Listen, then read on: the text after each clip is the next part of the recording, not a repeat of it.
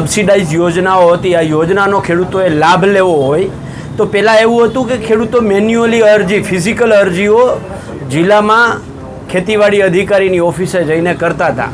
પણ છેલ્લા 2 વર્ષથી રાજ્ય સરકારે આઈ પોર્ટલ જે ખેડૂત યોજના જે બનાવી છે અને આ પોર્ટલના આધારે ખેડૂતોએ અરજી કરવાની હોય છે. એ આઈ પોર્ટલ ખેડૂત ઉપર ગઈકાલે અરજી કરવા સવારે 10:30થી આ અરજીની શરૂઆત થવાની હતી. આખા ગુજરાતભરના ખેડૂતો સવારથી સાંજ સુધી આઈ પોર્ટલ ખોલી અને રાહ જોતા રહ્યા કે હમણાં ખુલે, હમણાં વારો આવે, હમણાં ખુલે, હમણાં વારો આવે. કોઈ ખેડૂતોએ પાણીનો ટાંકો બનાવવાનો હતો, કોઈ ખેડૂતોએ ગોડાઉન બનાવવાનું હતું, કોઈ ખેડૂતોએ સ્માર્ટફોન માટેની અરજી કરવાની હતી. આ અરજી છેલ્લે સુધી સાંજ સુધી આ સર્વરો ઓપન ના થયું, ખુલ્યું નહીં. ખેડૂતો આખો દિવસ રાહ જોતા રહ્યા અને પહેલી વખત નથી બન્યું. અગાઉ પણ 3-4 વખત જ્યારે આઈ પોર્ટલની તારીખ હતી એ તારીખે ખેડૂતોએ આખો દિવસ બરબાદ કર્યો. અને જ્યારે આ સર્વર ચાલુ થાય છે અને આ પોર્ટલ ખુલે છે ત્યારે એમાં લખેલું આવી જાય છે કે તમારા તાલુકાની ઘટકો આપવાની મર્યાદા પૂરી થઈ ગઈ છે, એટલે હવે તમારા તાલુકામાં અરજી થઈ શકશે નહીં. અને જ્યાં અરજી થઈ શકી છે ત્યાં એને મેસેજ આવ્યો છે ખેડૂતોને.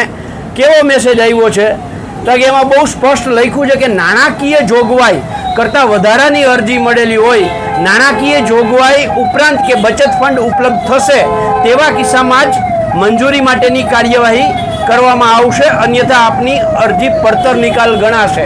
એટલે સૌથી મોટી વાત એ છે કે પહેલાં તો ખેડૂતોની અરજીઓ છે એ પહોંચી નહીં.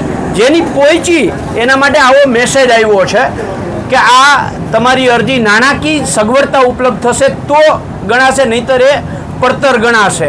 એટલે કહેવાનો અર્થ એ છે કે રાજ્ય સરકાર છે એ તો આને કાયમી ઓપન રાખે, આ આઈ પોર્ટલ ખેડૂત જે છે એને કાયમી ઓપન રાખે, અથવા તો ખેડૂતો જે પહેલાં મેન્યુઅલી અરજી કરતા હતા એ રીતે મેન્યુઅલી અરજી કરવાની સ્પેસ આપે તો ક્યાંક ને ક્યાંક ખેડૂતોએ જેને અરજી કરવી છે ડ્રો પદ્ધતિથી જે પહેલાં થતું હતું એ કરવામાં આવે તો ખેડૂતોને ક્યાંક ને ક્યાંક ફાયદો થશે, લાભ થશે. સૌથી મોટી વાત આમાં એ છે કે આખા ગુજરાતની અંદર માત્ર 88 પાણીના ટાંકા હતા. હવે ગુજરાતના 253 તાલુકાઓ, એમાં 88 ટાંકાઓ, એટલે એક તાલુકામાં એક પાણીનો ટાંકો પણ સરકાર આપતી નથી. એટલે માત્ર ને માત્ર આ નર્યું નાટક છે, ડિંડક છે.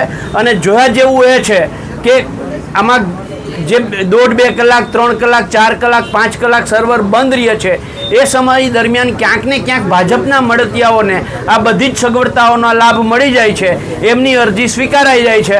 અને સામાન્ય બાપડો બિચારો ખેડૂત સવારથી સાંજ સુધી ક્યાંક ને ક્યાંક કોમ્પ્યુટરવાળાને ત્યાં રાહ જોઈને બેસે છે. એટલે સરકારને નમ્ર નિવેદન છે કે આ આઈ પોર્ટલ ખેડૂત છે એ 24/360 ડેઝ કન્ટિન્યુ એને ખુલ્લું રાખવામાં આવે, અથવા તો મેન્યુઅલી અરજી જે પહેલાં હતી એ પદ્ધતિથી સ્વીકારવામાં આવે.